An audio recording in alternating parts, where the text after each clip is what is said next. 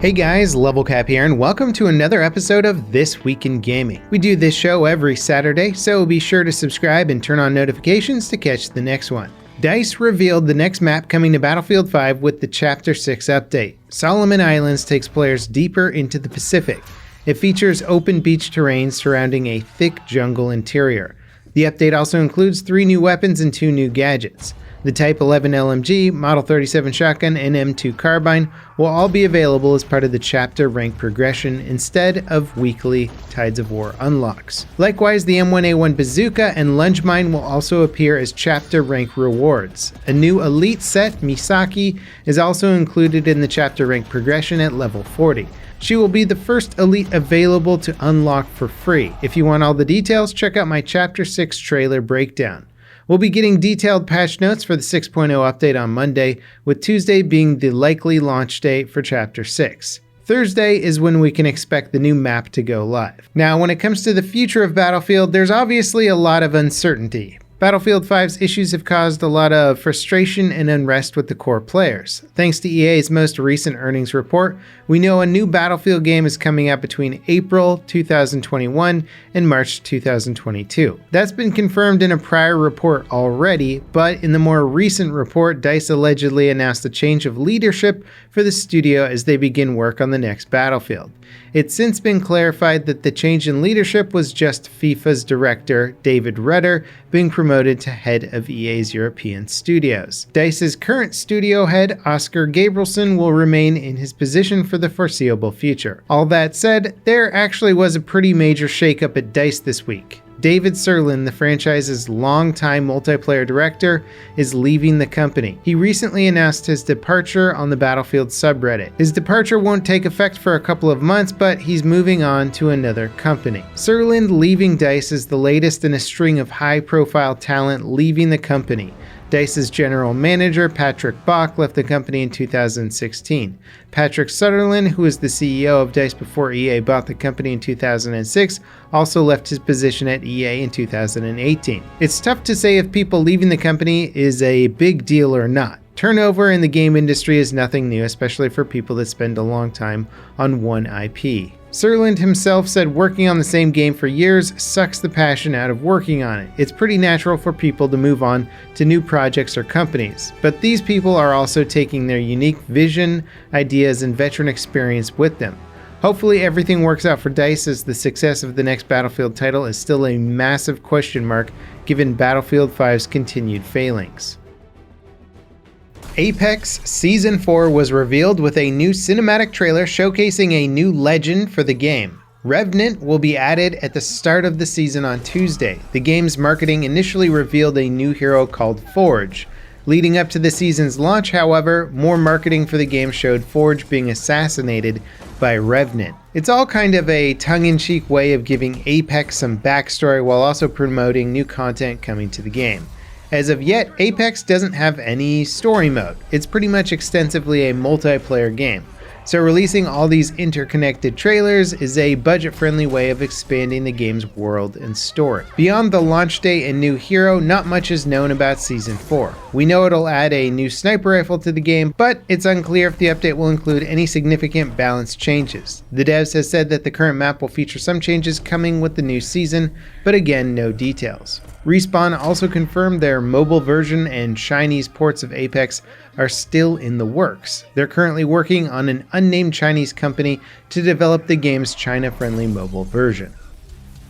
Battlestate Games are teasing a new map for their hit PvP shooter Escape from Tarkov. The game recently got a massive bump in players thanks to a promotion on Twitch that gave out in-game items to people watching Tarkov streams. The new map looks to be the long-awaited Streets of Tarkov. Most of Tarkov's existing maps are in rundown warehouses or rural areas. Streets of Tarkov will be the first real urban combat area for the game. Most of the assets being teased are just concept art pieces of the new map, but some models and props as well as basic map overview are also included. Call of Duty Modern Warfare got a pretty major balance update that nerfs both the M4 and the MP5. These have been considered to be the best guns in the game by a wide margin, basically since launch.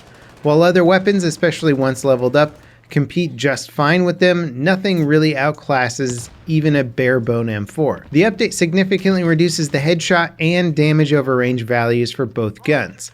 It also makes several adjustments to the spawn system and placement on shipment. CSGO got some pretty interesting tweaks to a handful of its most popular maps. Dust 2's B tunnels had their ceilings opened up, allowing terrorists to throw nades into B site. Likewise, CTs can also nade into B tunnels to block off terrorists. On Train, the skybox over Ivy has been opened up so players can toss nades over it into A site. The biggest changes were made to Mirage. A bench was placed in the mid area that allows players to self-boost into window. This opens up the central area of the map in a pretty major way. Overwatch is getting a significant update to its competitive mode. Season 21 launches on March 7th and will introduce hero pools. Every week throughout the season, a new set of heroes will be disabled. The idea is to rotate the roster of playable heroes to encourage more diversity in hero selection. Blizzard is often criticized for strongly enforcing their idea of balance on players. New tactics or mechanics will be discovered by players only for Blizzard to make them impossible with a patch or balance change. Sometimes these changes are for the better, but sometimes they lead to stagnation for competitive players. The pool system is just a test and may not continue after the season ends. The Halo Master Chief Collection might be getting official mod support in the near future. The devs are considering adding Steam Workshop support and maybe even paid mods to the collection. Since Halo reaches PC launch, players have been busy making all sorts of interesting mods for the classic game.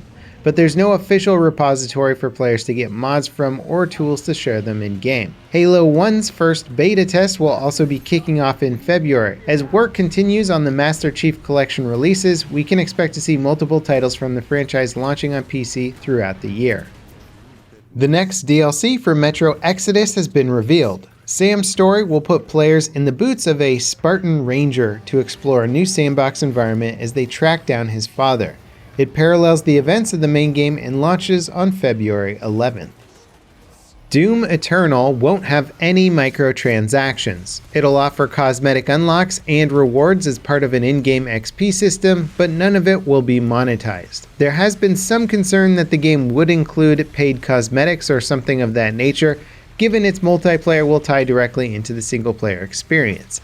Eternal launches on March 20th, and I just did a video recapping the entire franchise, so be sure to check that out before you start playing the new game. After a minor delay, Star Wars Battlefront 2 is getting its BB-8. The astromech companion of Rey from the new trilogy was originally coming to the game on the 30th, but had been delayed due to a bug in the update. BB-8 will be added on Monday alongside BB-9E, a droid of similar design but fighting for the Empire as a villain. The update also includes new co-op content, tons of bug fixes, as well as some balance changes across the game's various weapons and characters. In other Star Wars news, Jedi Fallen Order smashed EA's expectations and is currently on track to sell over 10 million copies. EA expected the game to net 6 to 8 million copies by the end of March, but it's already well past 8 million units sold. The game's marketing was the victim of people being let down by past Star Wars games and the recent controversies with the films. People just didn't seem as excited about a new Star Wars game in the Star Wars universe as you might expect them to be. Thankfully, it turned out that Fallen Order was an incredibly good game and easily one of the best Star Wars single-player games, period. The extremely favorable reviews boosted sales through the roof. Zombie Army 4 isn't even on store shelves yet, but there's already a trailer for its post-launch content. The co-op zombie sniper game will be getting its first season of content sometime after launch. It'll include a side campaign called Hell Cult with 3 chapters, new enemies, and original storyline. It'll also include new Horde mode maps, weapons, characters, and cosmetics. Zombie Army 4 launches on the 4th for PC, Xbox One, and PlayStation 4. In our final story this week, SEGA's European division have announced that all their physical PC game releases going forward will use recyclable packaging. Eco-friendly packaging has been a concern for decades, and the entertainment industry is one of the biggest offenders. You'd be hard-pressed to find movies, music, and TV shows packed in anything but plastic cases. It's unclear if Sony's global division will adopt the same packaging standards as Europe, or if other companies will follow suit. And that wraps it up for today's episode of This Week in Gaming. As always, guys, thanks for watching. Let me know if there is a story you think we might have missed this time around. And I'll see you next time. This is LevelCap, signing off.